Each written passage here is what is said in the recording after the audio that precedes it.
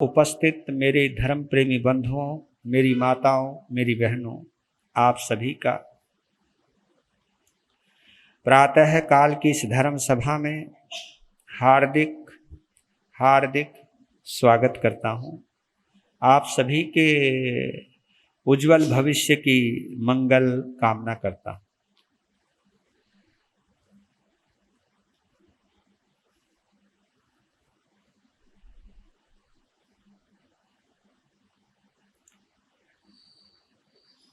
सामायिक के विषय को पूर्णता दूं आज, क्योंकि कल से महावीर कथा शुरू करनी है।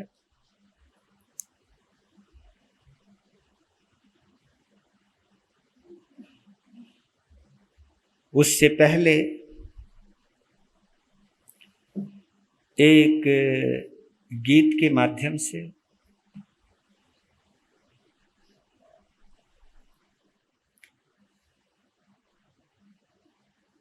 अपनी अंतः प्रज्ञा के माध्यम से या आत्म दृष्टि के माध्यम से या आत्म ध्यान साधना के माध्यम से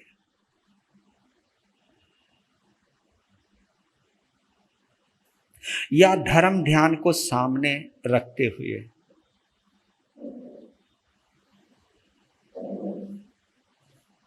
एक चिंतन करना है।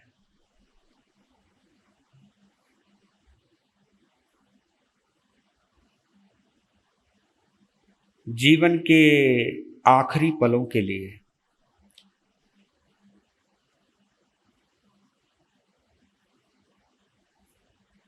क्योंकि ये तो आप सभी को मालूम है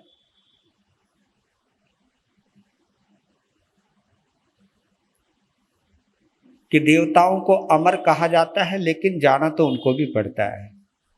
बस अमर उनको इसलिए कहते हैं कि उनको रोग नहीं होते, बुढ़ापा नहीं आता, बीमार नहीं होते, इसलिए उनको अमर कहते हैं। लेकिन और कोई कारण नहीं है, उम्र तो उनकी भी है। क्योंकि जिसका जन्म होता है उसका मरण अवश्य होता है।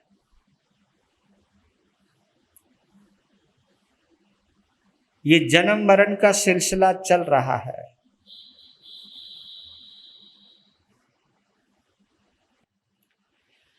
ये याद रख लेना, एक दिन हम सभी को एक ऐसे सफर पर जाना है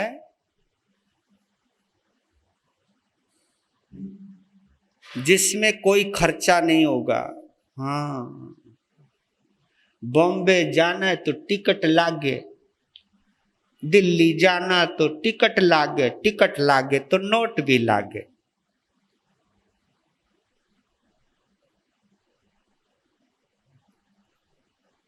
चाहे आपको टैक्सी में बैठना हो, चाहे आपको बस में बैठना हो,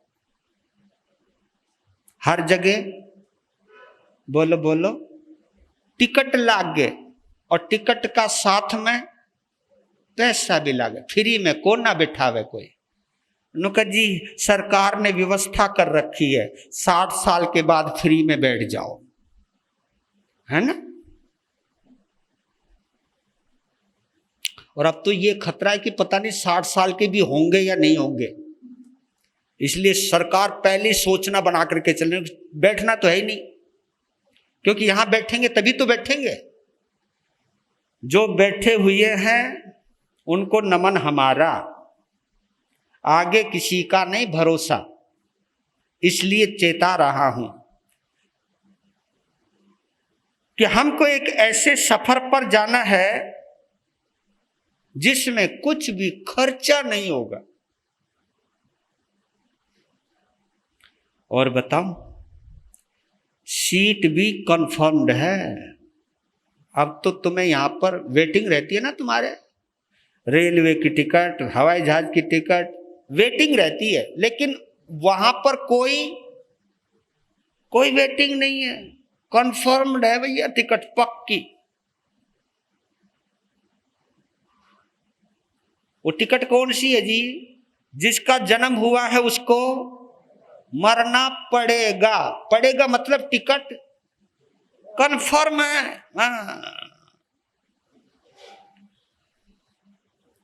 और बताऊं, फ्लाइट जो है ऑन टाइम है। हाँ, फ्लाइट वहां डिले नहीं है कोई मामला, ऑन टाइम। यानी हम सब अपना आयुष्य कर्म निश्चित करके आए हुए हैं। जिस दिन जाना है उसी दिन जाना ही है।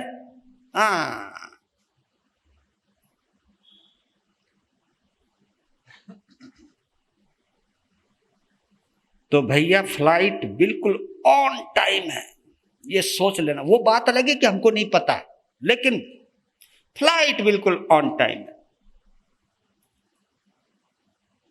और जितने भी ये तुम अच्छे काम करते हो दुनिया में, है ना, किसी के आंसू पूछना, किसी का दर्द बांटना, किसी की हेल्प करना, किसी की सहायता करना, किसी का हमदर्द बनना, ये सब सामान है, ये लगेज है आपका। क्या है ये सामान है जी।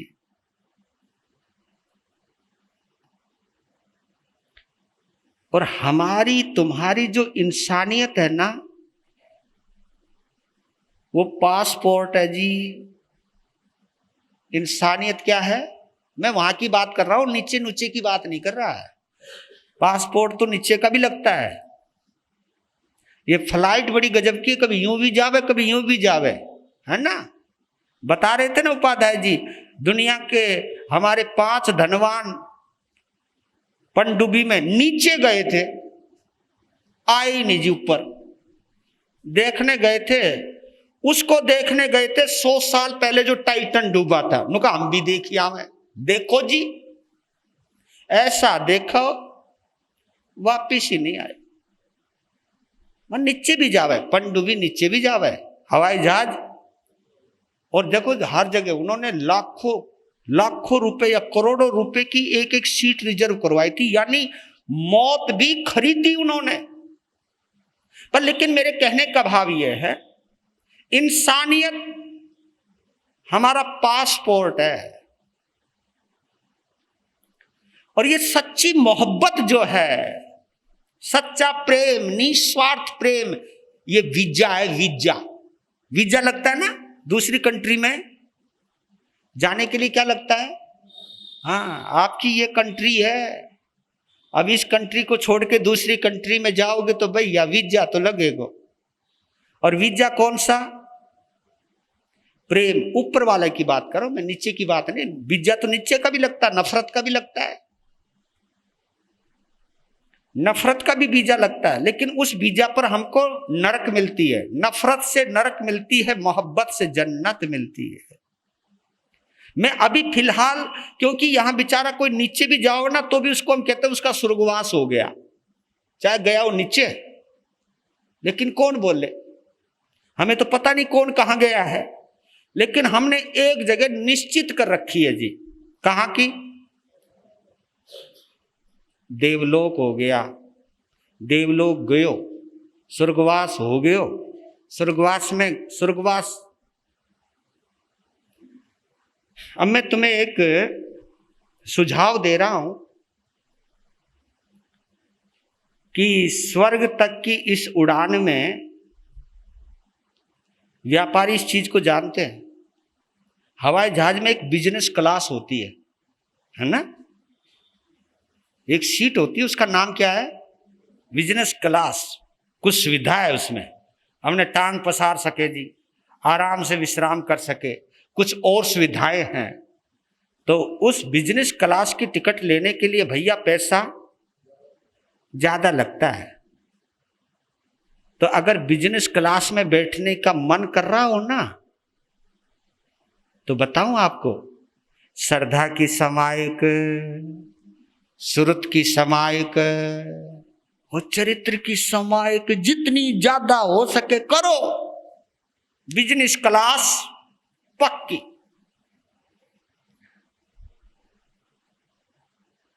मैं सही कह रही हूं, यह आप लोगों का बहुत बड़ा सौभाग्य है। आपको एडवाइजर फ्री में मिला हुआ है, और शायद इसलिए हमारी बात की इज्जत नहीं है। कमाल की बात है ना? वैसे अचरज की बात, अगर जिस प्रवचन के 400 रुपए लगते हो, 1000 रुपए लगते हो, बंदा टाइम पर आ जावे, नहीं समझे? और हम फ्री में सुनावे। कोई अब आ रही हो है, और मैं बताऊं आपको 9 बजे तक आवेंगे,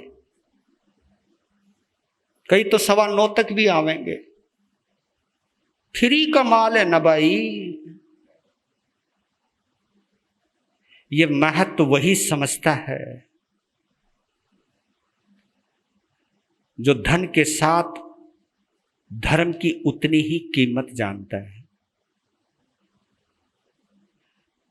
जो धन के साथ धर्म को भी उतनी ही अहमियत देता है, वो सबसे पहले आकर के बैठते हैं। कोई शब्द छूट ना जाए, कोई पल टूट ना जाए, कोई शब्द ऐसे ना हो कि जो मेरे कानों में आने से रुक जाए। इतनी उत्कंठा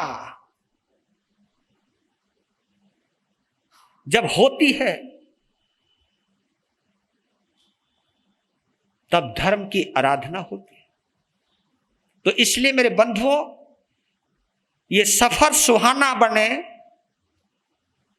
जब जाओ तो आपके चेहरे पर कोई घबराहट ना हो। और याद रखना, घबराहट उनके चेहरों पर रहती है जिनको ये नहीं पता कि मैं जाऊंगा कहां। हाँ, ये सही बतला रहा हूं आपको। आदमी मरने से इसलिए डरता है कि पता नहीं कि मैं जाऊंगा कहां। अगर तुम्हें पता चल जाए ना मरने वाले को कि मर के तू फला राजा के घर में पैदा होगा, और वहां इतना सुंदर साम्राज्य मिलेगा, और सब कुछ तुम्हें नजर आने लग जाए, तो मैं सच कहूं, तुम्हें मरने से भी डरने लगे। हैं सच, क्योंकि कुछ क्लियर नहीं है ना। पर लेकिन भगवान महावीर एक बात कहते हैं कि अगर हृदय से श्रद्धा की समाइक हो गई, यानी समाइक के प्रति श्रद्धा पैदा हो गई, और चाहे वो विधि और विधान की ही समाइक क्यों ना हो, लेकिन विधि और विधान की समाइक के बाद जो समाइक आपके जीवन का हिस्सा हो गई, आपके चरित्र से जुड़ गई, आपके जीवन से जुड़ गई, आप यहां पर भी आनंद में रहोगे, और जब यहां से विदा होगी तो वहां पर भी उत्तम स्वागत होगा आपका।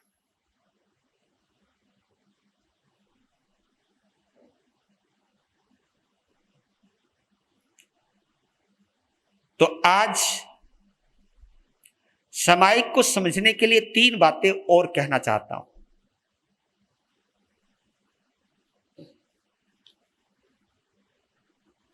सत्य 3 प्रकार का होता है।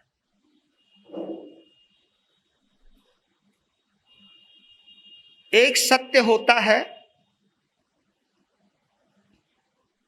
प्रातिभाषिक सत्य, आसान शब्द बोल दूंगा आगे। एक सत्य होता है व्यावहारिक सत्य, और एक सत्य होता है पारमार्थिक सत्य।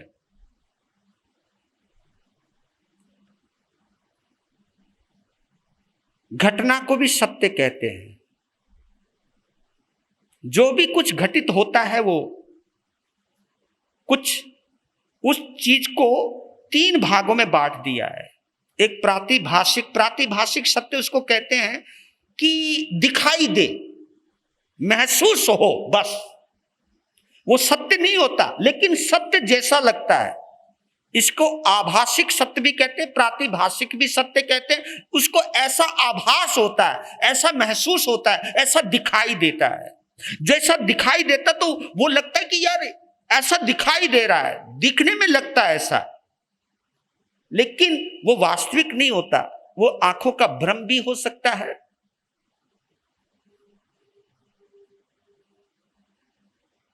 प्रातिभाषिक सत्य को समझने के लिए हम एक उदाहरण दे देते हैं कि जैसे आदमी कोई ट्रेन में बैठा हो, वो भी सुपरफास्ट ट्रेन में बैठा हो, और खिड़की के पास उसकी सीट हो और खिड़की खुली हो और वो बाहर देख रहा है, जंगल से गाड़ी गुजर रही है, तो गाड़ी इतनी फास्ट चल रही होती है तो उसको ऐसा लगता है कि पेड़ पौधे सब भाग रहे हैं, है ना? कभी तुमने देखा हो, पेड़ पौधे सब लगते जैसे भाग रहे हैं, जबकि भाग गाड़ी रही है।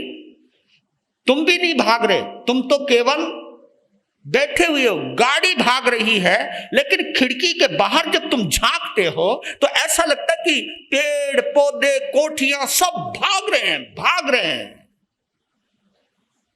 हमें सब चीजें भागती हुई नजर आने लगती है, लेकिन कोई चीज भाग नहीं रही है। गाड़ी भाग रही है, लेकिन गाड़ी इतनी फास्ट जा रही है कि आपकी दृष्टि को एक भ्रम पैदा हो जाता है कि सब कुछ भाग रहा है। एक ने शोर मचाया, देखो देखो पेड़ पौधे सब भाग रहे हैं। एक ने कौड़ी मारी, अबे पागल गाड़ी भाग रही। अच्छा हाँ ठीक है, हाँ बात सही कह रहा तू, तुझे पता लग गया, वो तुरंत मान जाता है, हाँ यार बात तो सही है। पर लेकिन कमाल है यार, दिख तो ऐसा रहा है कि सारी दुनिया भाग रही है। कहा कि सब ये एक इंद्रजाल है, ये एक माया जाल है, और इस माया जाल के अंदर भी आप लोगों को लगता है कुछ, पर लेकिन इसके लिए कोई ज्यादा लफड़ा नहीं लेता। लेकिन अब मैं दूसरे सत्य की बात कर रहा हूं, व्यवहारिक सत्य। व्यवहारिक सत्य जिसको प्रैक्टिकल ट्रुथ भी बोल देते, प्रैक्टिकल। पर लेकिन इसका संबंध जो है ना, वो वर्तमान से है, आज से है। जो आज से है उसको हम व्यवहारिक सत्य कहते हैं। आप कहोगे कैसे? ऐसे,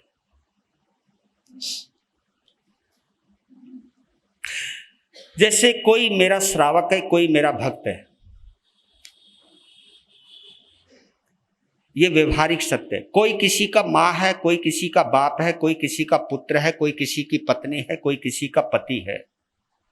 ये सब व्यवहारिक सत्य है। व्यवहारिक सत्य आज के समय से सत्य है। ये आज के युग का ये सत्य है, आज के समय का ये सत्य है। जैसे कोई किसी का बेटा है, कोई किसी का बाप है, क्योंकि किसी ने जन्म लिया है किसी का। जैसे ये घर मेरा है ना, ये दुकान मेरी है, वो आज के समय की है। वो जब तक आप उसके मालिक हो तब तक है।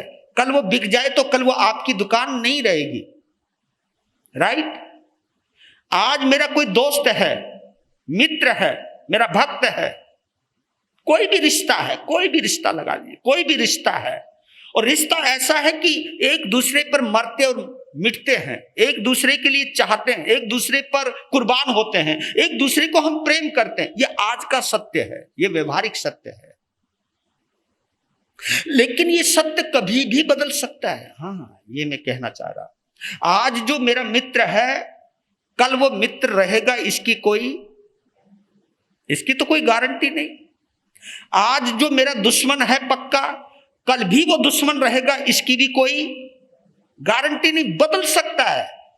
जो अभी है वो अब है, और जो अब है वो कल भी रहेगा, इसकी कोई गारंटी नहीं।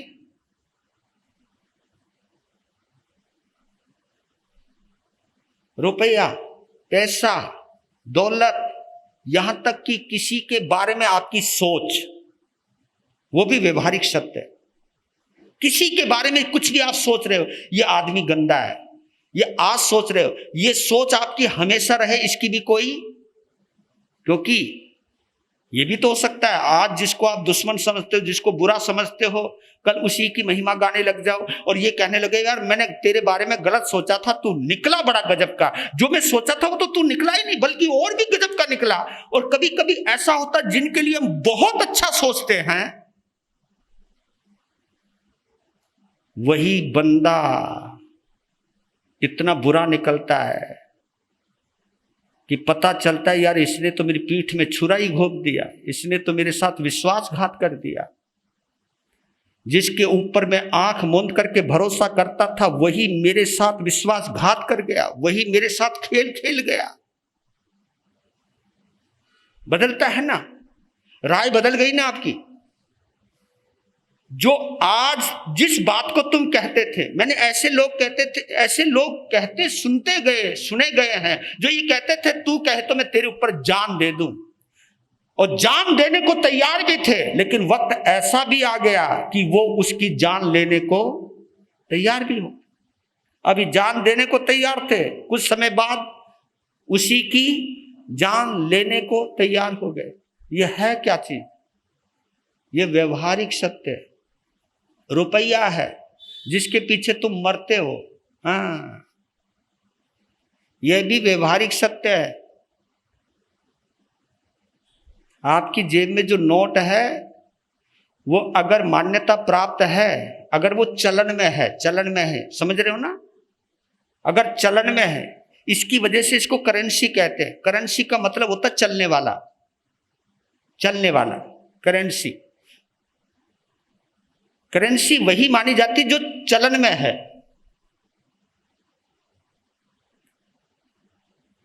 अंग्रेजों के समय में जो नोट चला करते थे वो तो अब नहीं चलते। जो मुगलों के काल में नोट चलते थे वो अंग्रेजों के समय में नहीं चलते थे। जो भगवान महावीर के समय में पैसा चलता होगा वो अंग्रेजों के समय में भी नहीं चलता, मुसलमानों के समय में भी नहीं चलता होगा। मतलब ये समय करेंसी वक्त के अनुसार बदलती चली जाती है ना। कभी 1000 का नोट चला करता था, वो तो याद होगा ना आपको, जो बंद हुई थी, जिसको नोटबंदी कहते थे। पता नहीं कितनों ने माथा पीटा होगा, ज्यादातर माथा तो तुम लोगों ने पीटा था। अपने पति से छुपा छुपा के रखा था माल, न किसी को पता ना चल जाए। तो उन लोगों ने मोदी को बहुत अच्छा माना था जब इस डिपार्टमेंट का माल बाहर आया था निकल करके। जब मांग रहे थे तो कुछ नहीं। कभी तुमने मांगा होगा इन लोगों से मुसीबत में कि भैया कुछ दे दे, अगर कुछ हो, नहीं कुछ नहीं जी। और जब अचानक आ गया था नोट में, लो जी। तो आज मार्केट में 1000 का नोट दिखाई देता है, जो थे उस वक्त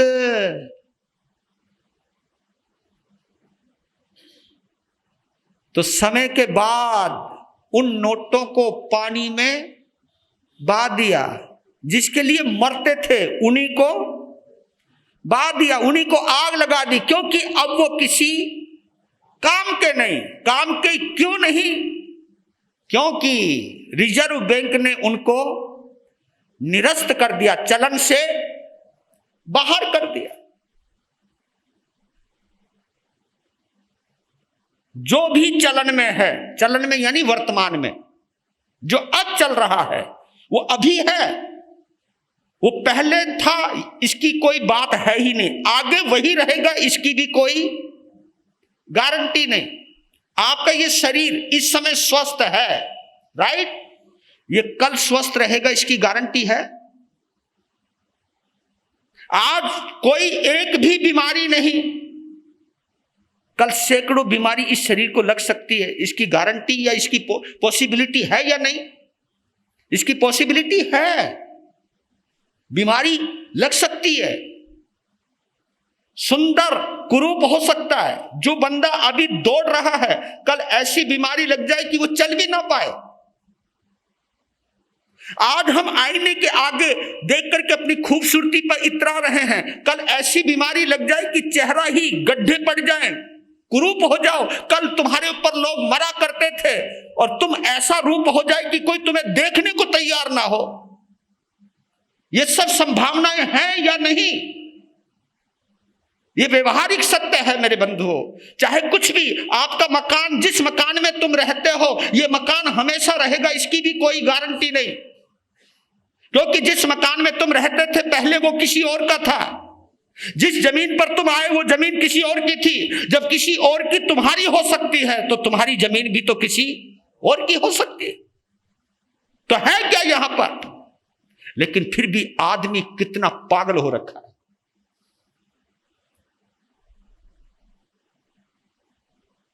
इस दौलत के पीछे, इस शरीर के पीछे, इस मायाजाल के पीछे, जिसका भरोसा नहीं कब बदल जाए। लेकिन फिर भी इंसान समझता नहीं। हमें हर पल सावधान रहना चाहिए। हमें हर पल यह सोचना चाहिए कि कुछ भी बदल सकता है। यह व्यवहारिक सत्य है। जिस व्यक्ति के लिए आपकी जो आज सोच है वो कभी भी चेंज हो सकती है, अपनी सोच बदल सकती है।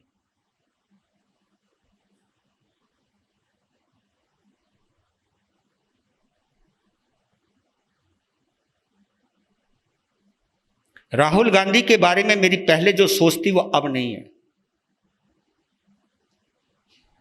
आप लोग सोच सकते हो कि मैं किसी पार्टी विशेष के लीडर की बात नहीं कर रहा हूं।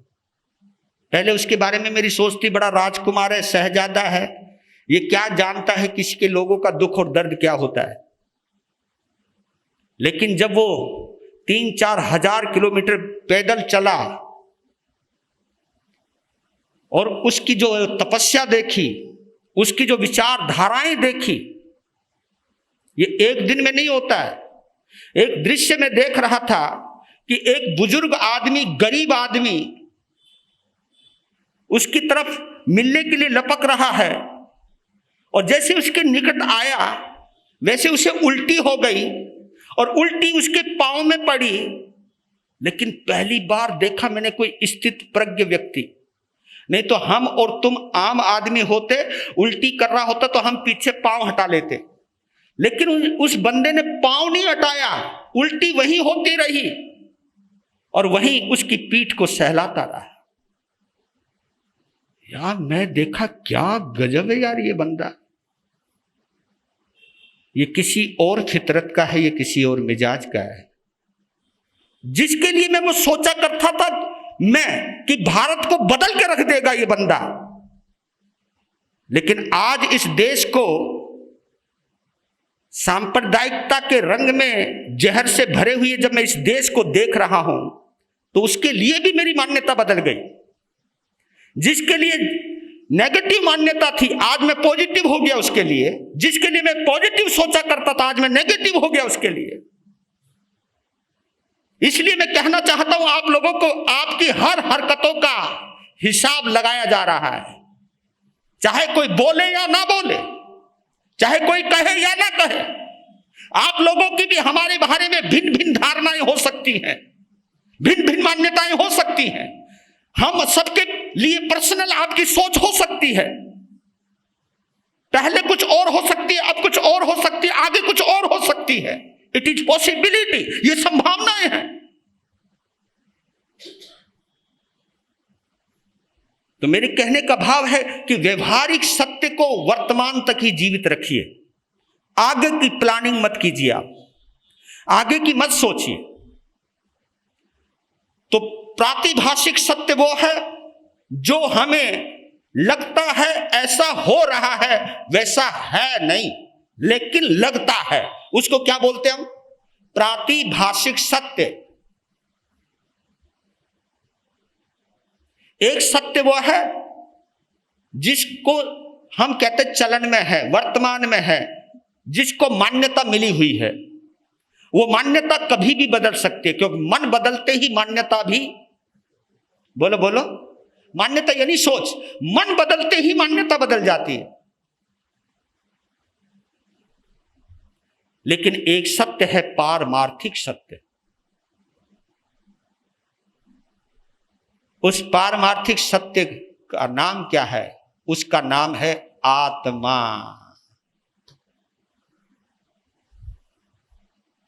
आप कहोगे भाई आत्मा का पारमार्थिक सत्य से क्या लेना देना? बिल्कुल, क्योंकि हमारे शरीर में जो आत्मा है,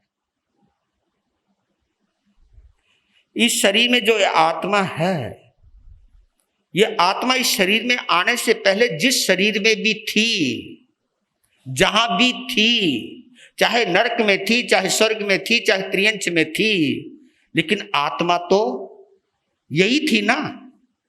जो आत्मा इस शरीर में है, पहले भी यही आत्मा थी ना। कहीं पर भी थे आप, कहीं पर भी थे, लेकिन आत्मा यही थी। और इस शरीर को छोड़कर जब ये आत्मा कहीं और जाएगी, आत्मा तो यही रहने वाली है। आत्मा कोई बदलेगी, शरीर बदलेगा, संसार बदलेगा, गति बदलेगी, योनि बदलेगी, लेकिन एक चीज नहीं बदलेगी। क्या नहीं बदलेगी? आत्मा नहीं बदलेगी। शरीर बदल गए, योनियां बदल गई, 84 लाख जीवा योनि। ओए होए होए, कितनी? 4 गति 84 लाख, यानी चारों गतियां 84 लाख जीवा योनि। जीवा योनि उसको कहते हैं जहां जहां से यह आत्मा जन्म लेती रहती है, शरीर धारण करती रहती है, शरीर धारण करती रहती है। वो एक नहीं, दो नहीं, 84 लाख स्थान है वो, 84 लाख, जहां ये आत्मा शरीर का रूप लेकर के धारण करती रहती है, लेकिन आत्मा वही रहती है। आत्मा कभी नहीं बदलती रे। और बताऊं, जब यह आत्मा समस्त कर्म से मुक्त होकर सिद्ध गति में जाएगी, तो भी आत्मा यही रहेगी।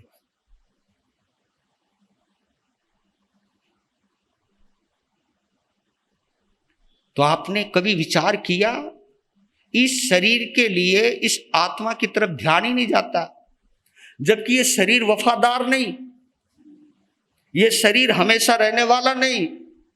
ये पद, प्रतिष्ठा, पैसा, परिवार, पुण्य, पाप सब बदलने वाले हैं। कोई भी एक जैसा रहने वाला नहीं है।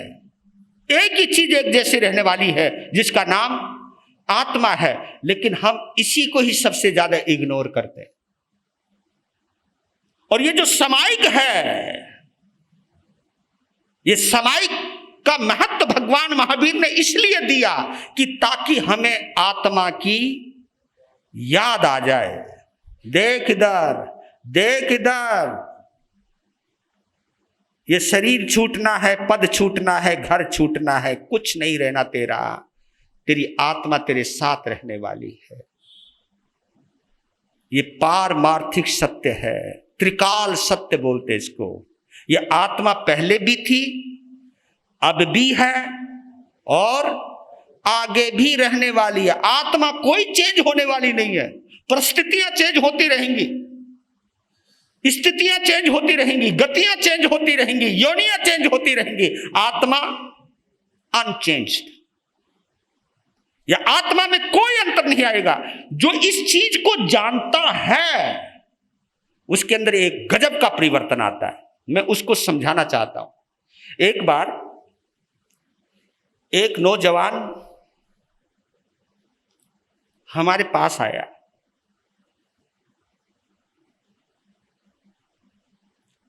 और वो फूट फूट के रो रहा था। तो मैंने कहा कि तुम रो क्यों रहे हो? गुरुजी, मैंने जिंदगी में इससे बड़ा कोई चमत्कार नहीं देखा। मैं बोला, हुआ क्या? कि क्या हुआ?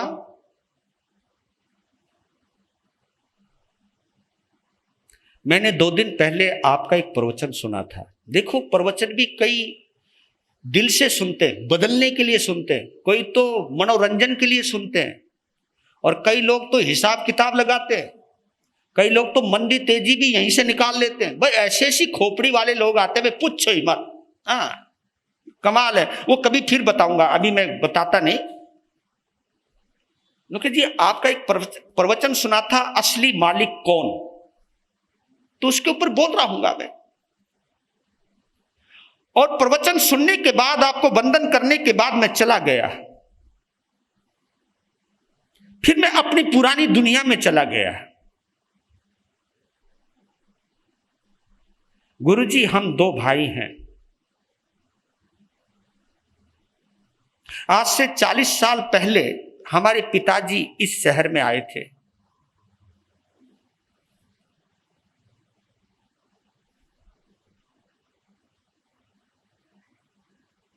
उस वक्त मेरे बड़े भाई का जन्म हुआ था। मेरा जन्म तो इसी सिटी में हुआ।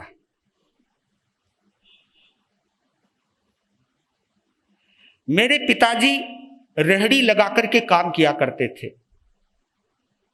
मैंने पिताजी की वो गरीबी भी देखी है, पर लेकिन उन्होंने बहुत मेहनत की, बहुत मेहनत की। समय बदला, रेहड़ी की जगह एक ठिया मिल गया उनको। फिर ठिये पर काम करना शुरू किया। ठिया इतना बरकत में आ गया, ठिया इतना फल देने लग गया कि पैसे कुछ आने लग गए। जब हम रोटियों को तरसते थे, कुछ सब्जियां बनने लगी, हमारी पढ़ाई भी शुरू होने लगी। फिर पिताजी ने इतनी मेहनत करी, वो ठिया एक बड़ी दुकान में तब्दील हो गए, बड़ी दुकान में तब्दील हो गया। फिर हमारे पिताजी ने कुछ साल पहले एक कॉलोनी में एक जमीन का टुकड़ा खरीदा और 2 मंजिला भवन बनाया, दिल लगा करके बनाया। जिस वक्त गृह प्रवेश था तो मेरे पिताजी की आंखों में आंसू थे।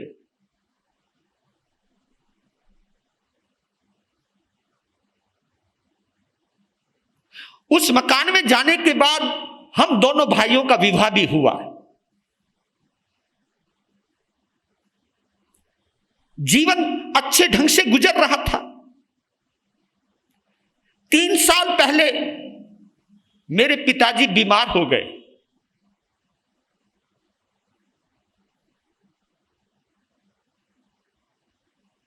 बीमार जब हो गए, हमने भरसक प्रयास किया, हर अच्छे डॉक्टर को दिखाया,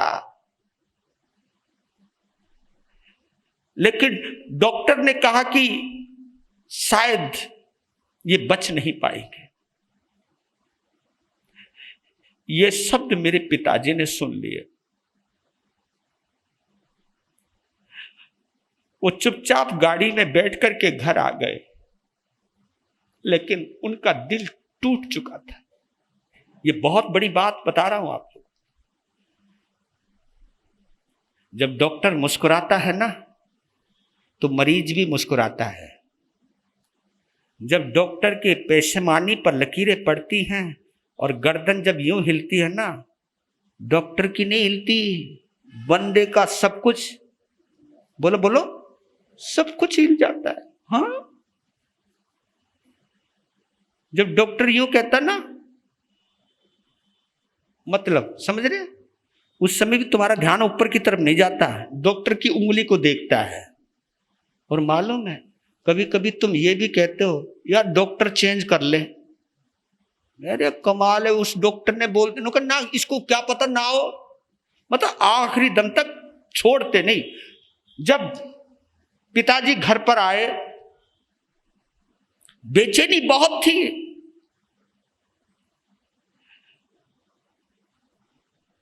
पिताजी उस घर को देख करके रो रहे थे, क्योंकि जिस घर को उन्होंने बनाया था तो मोह हो गया था, हो ही जाता है।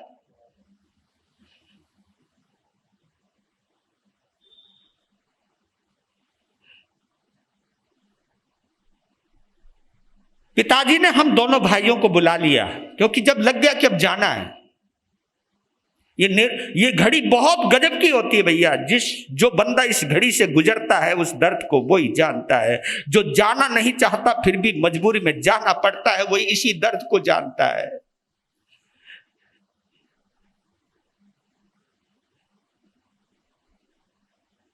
पिताजी कभी मेरी तरफ देख रहे, कभी बड़े भाई की तरफ देख रहे, कभी मेरी तरफ, क्योंकि मैं यहां खड़ा, भाई दूसरी तरफ खड़ा, बीच में पिताजी लेटे हुए हैं। मां 1 साल पहले गुजर चुकी थी। तो उस समय कहा पिताजी के वो शब्द आज भी मेरे कान में गूंजते हैं गुरुजी। पिताजी ने कहा था कि मैं मरना नहीं चाहता, मैं मरना नहीं चाहता, मैं कुछ और जीना चाहता हूं। लेकिन आज डॉक्टर ने जब ये कहा कि अब कोई चांस नहीं है, तो मेरा दिल टूट गया। लेकिन किसी तरह समझा लिया मैंने अपने आप को। लेकिन बच्चों, एक चीज मैं कहना चाहता हूं, बड़े भाई की तरफ कहा, बड़े को कहा कि देख, ये मकान की रजिस्ट्री तेरे नाम है, क्योंकि तू बड़ा था इसलिए मैंने ये तेरे नाम कर दी थी। मैंने अपने नाम भी नहीं की, ना तेरे माँ के नाम की। तू मेरा बेटा बड़ा था, क्योंकि तूने ही मुझे पिता बनाया था, तूने ही हमारी पत्नी को माँ बनाया था, इसलिए हमने सोचा कि हमको माँ बाप बनाने का हम इनाम अपने बच्चे को देते हैं, तो हमने ये इस मकान की रजिस्ट्री तेरे नाम कर दी। लेकिन बेटा, छोटे का भी ध्यान रखना, छोटे को कभी अपने से अलग मत करना। कभी बाई चांस कोई मनमुटाव हो भी जाए तो चाहे तू ऊपर रह लेना, छोटा नीचे रह लेगा, चाहे तू नीचे रह लेना, छोटा ऊपर रह लेगा, लेकिन तुम कभी अलग मत होना। क्योंकि तुम सबको छोड़कर जाने में मुझे दर्द हो रहा है, इस मकान को छोड़ के जाने में मुझे दर्द हो रहा है। तुम कभी दूर मत होना। एक वचन दो, मरते मरते मुझे तसल्ली मिल जाएगी। पिता ये कहते कहते रो पड़े। बड़ा भाई एकदम पिता के गले लग गया, कहा कि पिताजी आप ऐसा क्यों सोच रहे हो, छोटा मेरी जान है, जान। हम दोनों भाइयों में बहुत जबरदस्त प्रेम था। एकदम मेरा हाथ पकड़ा बड़े भाई ने, और दोनों भाइयों ने पिताजी की छाती पे हाथ रखा, और बड़े ने कहा, पिताजी मैं तुम्हारी कसम खा के कहता हूं, मैं छोटे को कभी नहीं छोड़ूंगा।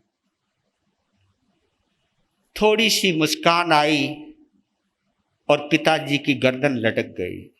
पिताजी शांत हो गए। सब क्रियाकर्म करने के बाद 6 महीने ही हुए थे।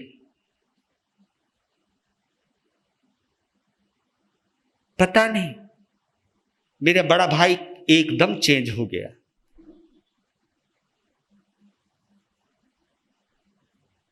एक दिन बोला, छोटे जरा काम पर ध्यान दे, दुकान पर ध्यान दे।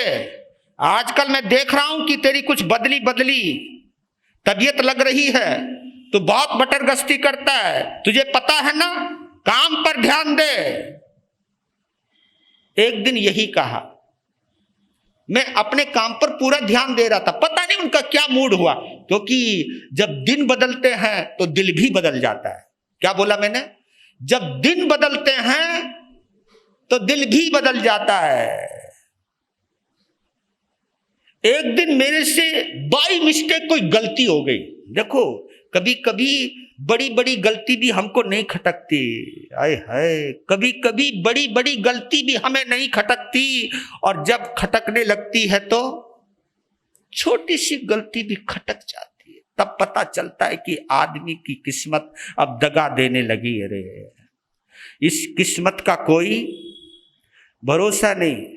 उस दिन कह दिया कि सावधान, तुझे मालूम है जब तक मैं चाहूं तभी तक तू मेरे यहां है। मैं चाहूं तो तुझे घर से बाहर निकाल सकता हूं, दुकान से बेदखल कर सकता हूं। ये शब्द सुने तो पहली बार मेरे दिल को चोट लगी। तब कहा, भैया आप क्या बोल रहे हो? आपने तो मरते हुए पिता की छाती पर मिट्टी पर कसम खाई है। कहा मर गया, क्या हमेशा ढोता फिरूंगा उसे? देखो, पिता के प्रति भी नजरिया बदल गया, भाई के प्रति भी नजरिया बदल गया। किसके लिए? धन और दौलत के लिए, मकान के लिए, सब कुछ बदल गया। ये चोट बहुत लगी, मुझको भी गुस्सा आ गया। वो अपनी कमी बता रहा था, मुझे भी गुस्सा आ गया। उसने फिर कहा कि मैंने एक गलती करी, मैं किसी वकील के पास चला गया, और वकील तो भैया चाहवे ही है, हैं?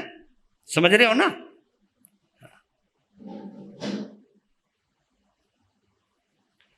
क्योंकि वकील तो चाहते ही है। और मैं बताऊं आपको, पता नहीं तुम्हारे को मेरी बात समझ में आएगी या नहीं आएगी, मैं बतला देता हूं। पहले इतने हॉस्पिटल नहीं थे, अब है। और बताऊं, पहले आदमी इतने बीमार नहीं थे, अब है। बताऊं क्यों है? क्यों? डॉक्टर बैठे बैठे यही भावना बातें रहते हैं, यार कोई आया ही नहीं। कभी कभी तो मैं बुरा ना मानो, एक बात कहूं, डॉक्टर आया मेरे पास, कहा कि आज मेरे नए हॉस्पिटल की ओपनिंग है और आप पधारो, दर्शन दो और कृपा करो, मंगल पाठ सुनाओ।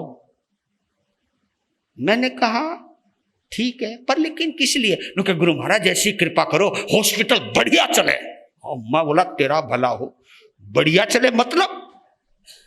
बढ़िया चले का मतलब तो ये होता है कि लोग बीमार हो, लोग आवे। ओहो, मैं बोला भाई मैं नहीं जाता, मैं ऐसी भावना कोई भाऊंगा कि लोग बीमार हो तेरा हॉस्पिटल चले।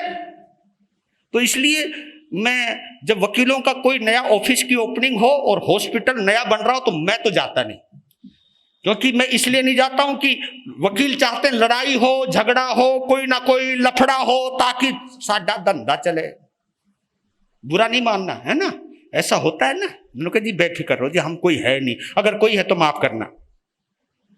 तो वकील ने कह दिया हर इंसान को अपने हक के लिए लड़ना चाहिए और मैं तेरे लिए लड़ूंगा। मुंह मांगा पैसा दिया।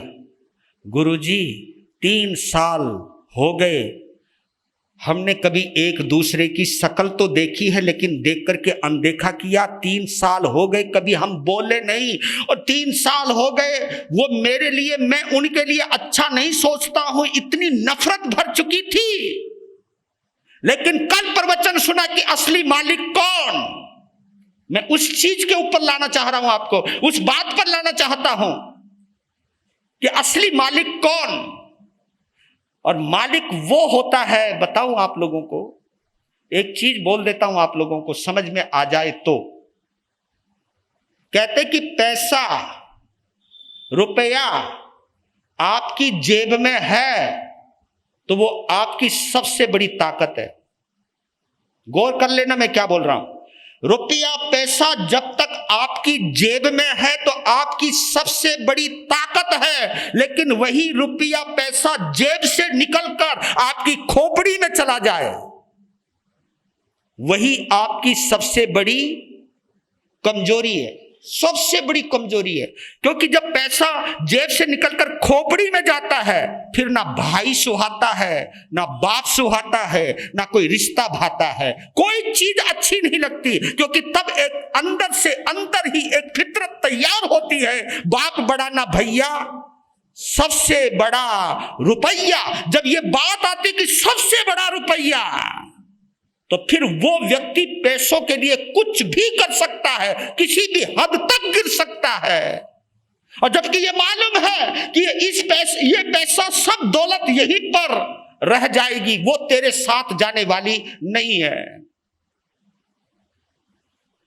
पैसे का मालिक वो होता है जिसका पैसा जेब में होता है। राइट। और राइट मैं इसलिए कहना चाहता हूं, आपने कोशिश की हो, आपकी जो जेब होती है कौन सी साइड में होती है? हाँ, लेफ्ट। और थारो दिल किधर हो है? हाय हाय, ये हार्ट भी इधर ही है जी, जेब भी इधर है। ये तो अच्छा हुआ हमारे जेब नहीं है, लेकिन हम फिर भी लफड़े में पड़े हुए हैं। ये अंदर वाली जेब बना चुके हम लोग भी। ये संप्रदाय की भी एक जेब होती है। तो मेरे कहने का भाव, जब पैसा जेब में हो, जेब में यानी दिल के करीब हो, दिल के करीब हो, दिल के करीब हो तो आप पैसों के मालिक हो। लेकिन वही पैसा अगर खोपड़ी में चला जाए तो फिर पैसे के मालिक तुम नहीं, बल्कि पैसा तुम्हारा मालिक है। फिर तुम्हारा मालिक बन गया वो। खोपड़ी पे जाते ही पैसा तुम्हारा मालिक, वो ये कहते हैं इसको खत्म कर दे, इसको हटा दे, इस रिश्ते को तोड़ दे, तुम कहते हाँ ठीक है ठीक है, जैसा तू कहेगा मैं वही करूंगा वही करूंगा वही करूंगा। पैसे के अनुसार तुम चलते चले जाते हो। तो पैसे के मालिक बनो, गुलाम नहीं। दिमाग में रहेगा पैसा तो गुलाम बन जाओगे आप। दिल में रहेगा पैसा। तब मुझे पता लगा कि दिल और दिमाग में अंतर क्या है। दिल से साथ जुड़ा हुआ पैसा किसी के आंसू तो पोंछ सकता है, किसी का दर्द तो बांट सकता है, लेकिन दिमाग में घुसा हुआ पैसा आपको इतना बेदर्द बना देगा, इतना बेदर्द बना देगा, तुम्हें किसी का दर्द, किसी के आंसू नजर तक नहीं आएंगे, इतना कठोर बना देता है। पैसा तो वैसे निर्जीव होता है ना, निर्जीवी तो होता है, और वो तुम्हें भी निर्दयी बना देता है, निर्जीव भी और निर्दयी बना देता है। पैसा सजीव तभी तक है जब तक वो दिल के करीब है। तो कहा कि मालिक वो होता है जो पकड़ भी सकता है और वक्त आने पर छोड़ भी सकता है। मालिक कौन? मालिक वो, मैं अपनी मर्जी का मालिक हूं। मैं पैसे का उपयोग भी कर सकता हूं, पैसे का दान भी कर सकता हूं। तो कहा कि गुरुजी आपकी बात सुनकर मैंने कहा कि इस पैसे के लिए, इस मकान के लिए तू अपने भाई से बिगाड़ ली। रिश्ता इतना मीठा था, मेरे बड़े भाई ने तो बाप को धोखा ही दिया, तो मैंने कौन सा अपने बाप के साथ अच्छा किया? मैंने भी तो अपने भाई से बिगाड़ ली, मैंने भी तो मुकदमा कर दिया, मैंने भी तो पैसे खिला दिए। 3 साल में लाखों रुपए बर्बाद करके फिर भी हम उसी मुहाने पर खड़े हैं। तो मेरे दिल में चोट लगी। कहा कि मकान के लिए भाई से रिश्ता तोड़ना, मकान के लिए अपने बाप को धोखा देना, धिक्कार है तेरी आत्मा को। ये बोध कब होता है? जब आदमी प्रवचन को दिल से सुनता है, दिमाग से नहीं सुनता है। तो मैं गया, एक बाग में गया, सोचने लगा क्या करूं क्या करूं। फिर मन में निश्चय किया, और उधर रात के 11 बज गए। उधर मेरी पत्नी परेशान हो रही कि अभी तक आए क्यों नहीं आए, कुछ हो तो नहीं गया। मैं जैसे 11 बजे गया, दरवाजा खटखटाया, पत्नी ने कहा तुम कहाँ थे? मैं तो डर गई थी। कहा भोली, अगर तू मेरा साथ दे तो मैं एक काम करने जा रहा हूं, बस तू मेरा साथ देना, मैं और कुछ नहीं चाहता। मैं मुकदमा वापस लेने वाला हूं, मैं अपने भाई से माफी मांगने वाला हूं। मैंने बहुत कुछ खो दिया, अपने बाप को खो दिया, अपने ईमान को खो दिया, अपनी शांति को खो दिया, अपने सुकून को खो दिया। मैं इस बेचैनी में नहीं रह सकता, बस तेरा साथ चाहिए, क्योंकि तू मेरी जीवन संगनी है। मैं तो निर्णय कर चुका हूं, बस तेरा साथ चाहिए। जब मुझको रोते हुए मेरी पत्नी ने देखा तो एकदम कहा कि मैं तुम्हारे साथ हूं, जाओ। कि सुबह जाऊंगा, अपने भाई से माफी मांगूंगा। कहा कि सुबह नहीं, अभी, क्योंकि ये भाव तुम्हारे अब हैं, कल रहेंगे इसकी कोई। अभी भैया सो गए हैं। कहा कि खटखटाओ, दरवाजा खटखटाओ, ये भाव दोबारा आए या ना आए। मैं गया, दरवाजा खटखटाया। मैंने बाहर से 3 साल बाद बोला अपने भाई से, भैया दरवाजा खोलो। जब दरवाजे की खटखटाने की आवाज आई, कहा कि कौन? कहा कि मैं तुम्हारा छोटा। किस लिए? रात के 11 बजे, शर्म नहीं आती? मेरी जान लेना चाहता है क्या? पत्नी अंदर से क्या क्या गंदी आवाजें आई। कहा कि भैया दरवाजा खोलो, नहीं खोलोगे तो मैं दरवाजे पे अपना सिर मारता रहूंगा, सिर मारता रहूंगा। सिर मारना शुरू किया। मेरी भाभी ने कहा छोटे का सिर फूट जाएगा, दरवाजा खोलो आप। जैसे ही दरवाजा खोला, भैया ने कहा क्या है? मैं सीधा उनके चरणों में लेट गया और कहा भैया ये मकान आप ले लो, अपने सब अधिकार आप ले लो, लेकिन जिस दिल में मैं रहता था वो दिल मुझे दे दो। मुझे मकान नहीं चाहिए, मुझे आपका दिल चाहिए। और मैं भाई के लिपट करके फूट फूट के रोने लग गया। जब मैं रोया, पता नहीं भाई को भी क्या हो गया। जो हाथ सीधे थे वो हाथ उठे और मेरी कमर पर गए और कस के पकड़ लिया। कहा कि भैया मैं कल मुकदमा वापस लेता हूं, आप कहो तो मैं अपना घर बदल लेता हूं, मैं कहीं किराए पे ले लूंगा, लेकिन मुझे आप अपने दिल में जगह देना और मुझे कुछ नहीं चाहिए। इतना सुनते ही बड़ा भाई रोने लग गया। कहा छोटे, मैंने तेरे साथ बहुत बुरा किया। देखो, जब अंदर से बदलता है ना आदमी, तो अंदर की मोहब्बत दिल को छूने लगती है, दूसरे को समझ में भी आने लगता है।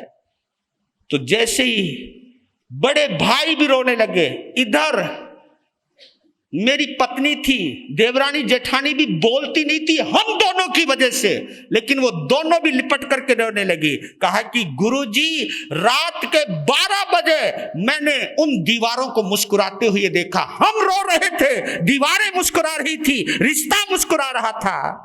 और कहा, बड़े ने कहा भैया छोटे माफ करना, कल ये मकान तेरे नाम कर दूंगा। कहा कि मुझे मकान नहीं चाहिए, मुझे आपका प्रेम चाहिए। देखा, जो छोड़ने की कला जानता है वही पाने की कला जानता है। ये सामायिक हमें प्रेरणा देती है। आज समय ज्यादा हो गया मेरे उपाध्याय श्री जी को बोलना, लेकिन मैं यही कहना चाहता हूं कि जीवन के अंदर प्रैक्टिकल होइए। आत्मा कुछ जानता है, वही आगे बढ़ता है।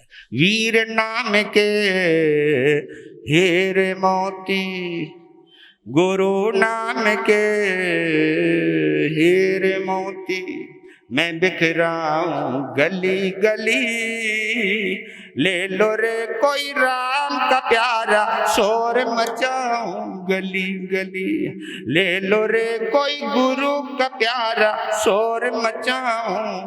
दौलत के दीवानों सुन लो, एक दिन ऐसा आएगा, धन दौलत और महल खजाना यहीं पड़ा रह जाएगा। ओ धन दौलत और महल खजाना यहीं पड़ा रह जाएगा। सुंदर काया मिट्टी बनेगी, सुंदर काया मिट्टी बनेगी, चर्चा होगी गले गले, ले लो रे कोई राम का प्यारा, शोर मचाऊं गली गली, ले लो रे कोई गुरु का प्यारा, शोर मचाऊं गली गली। हो शोर मचाऊं गली गली, शोर मचाऊं गली गली, शोर मचाऊं गली गली। आप सभी मिलकर बोलिए, बोलिए मेरे उपाध्याय श्री रविंद्र मुनि जी महाराज की।